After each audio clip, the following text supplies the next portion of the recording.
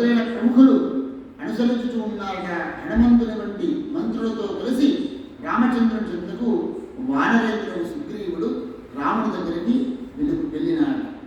ఓ పార్వతి, దృష్ట్వా రామం సమాసీనం గుహద్వారి శిలాతలే చైలాజనధరం శ్యామం జటామౌళి విరాజితం విశాలనయనం శాంతం స్మితచారుకాంబుజం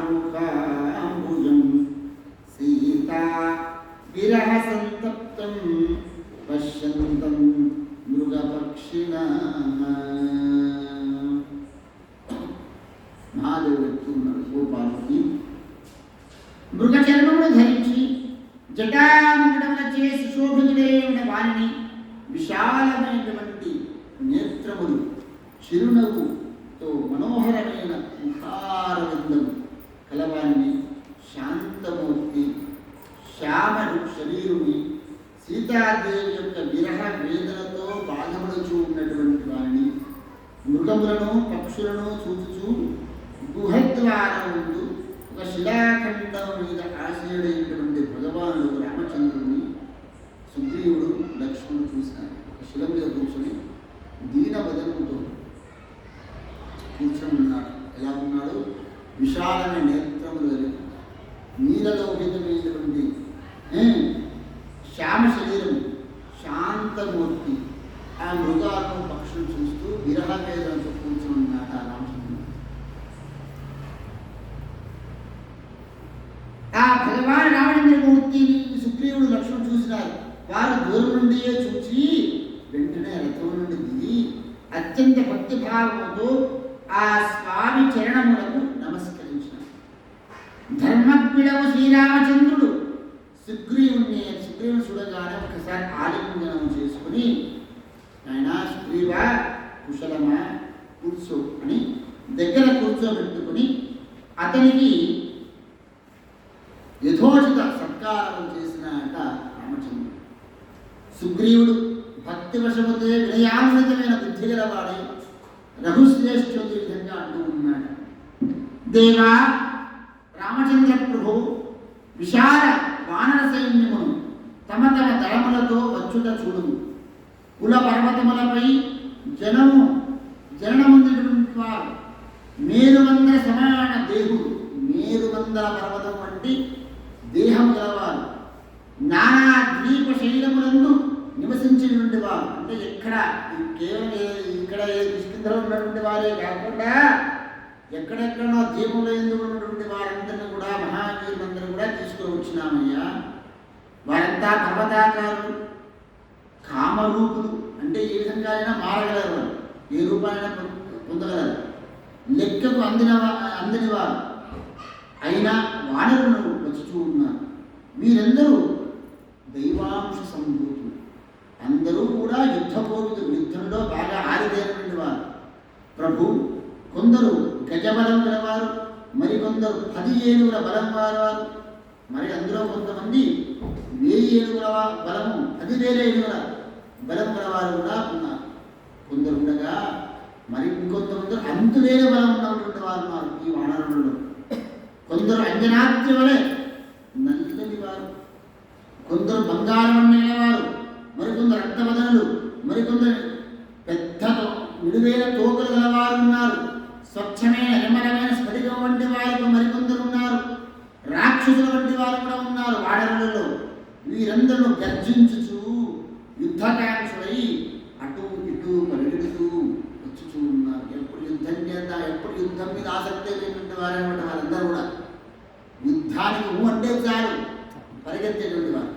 ప్రభు, వీరందరూ కూడా మీ యొక్క ఆజ్ఞను పరిపాలించినటువంటి వారు, ఫలమూలములనే భుజించినటువంటి వారు కావున వీరి కొరకు ప్రత్యేకమైన అన్నపానాదులు కూడా సమకూర్చాల్సిన పని లేదు. ఇతడు చూశారా, భల్లూక లోక నాయకుడు, జాంబవంతుడు, మహాబుద్ధిమంతుడు, చాలా అత్యంత వీరప్రదుడు. నా మంత్రులలో ఇతడే శ్రేష్ఠుడు.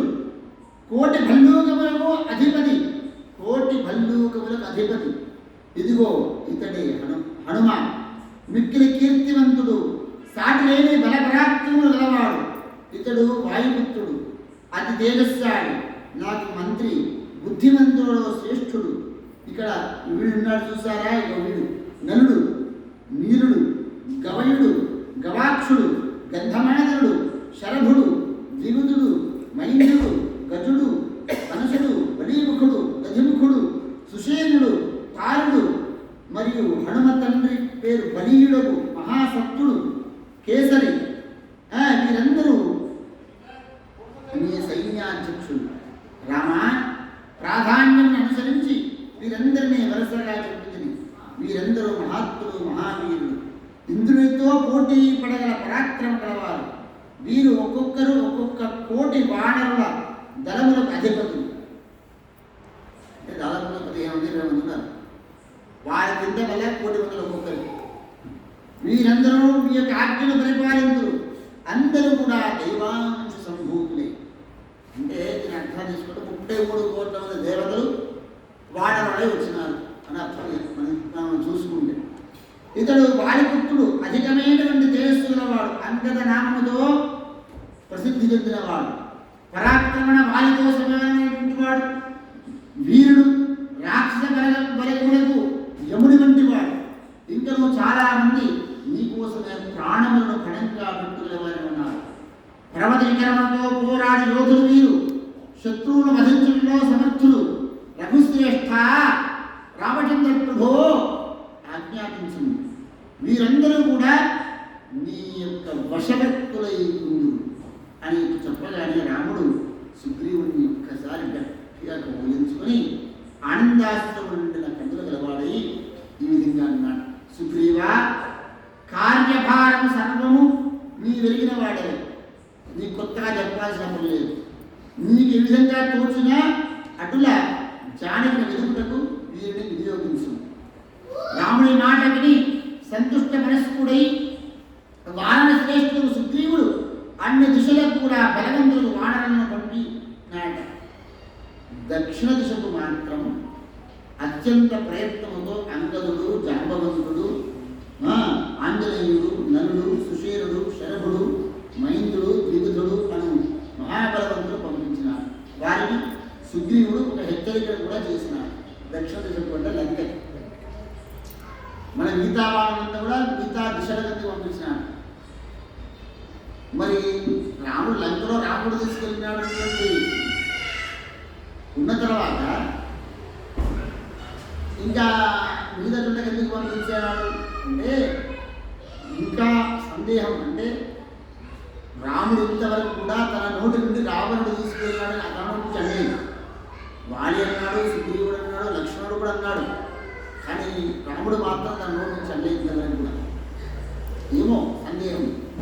మీరు ఏదైనా కూడా సందేహంతో మాట్లాడకూడదు. దీని అర్థం ఏంటంటే సందేహంతో నిరాధారమైనటువంటి ఆధారం లేకుండా అది ఆరోపితం అవుతుంది. రావణుడు తీసుకెళ్ళి ఇంతవరకు ఆరోపితమే, ఇంకా కన్ఫర్మేషన్ లేదు, ఇంకా జడ్జి తీర్పు ఇవ్వలేదు. అక్కడ తీర్పు అంటే సరి అయినటువంటి కరెక్ట్ అయినటువంటి కన్ఫర్మేషన్ లేదనమాట. అందుకనే అన్ని దిక్కులకు కూడా పంపించారు. లంకకు మాత్రం ఎక్కడైతే కన్ఫామ్గా అక్కడ ఉండడానికి అవకాశాలు ఎక్కువగా ఉన్నాయనేటువంటి ఎక్కడైతే తన సెన్స్ ఉందో అక్కడికి మాత్రం మహాబలవంతుడు ఆంజనేయ స్వామిని, నలుడిని, సుషేరుని, శరభుడిని, మైంద్రుడిని, ద్విగుధుడిని, అంగదుడిని, జాంబవంతుడిని పంపించినాడు.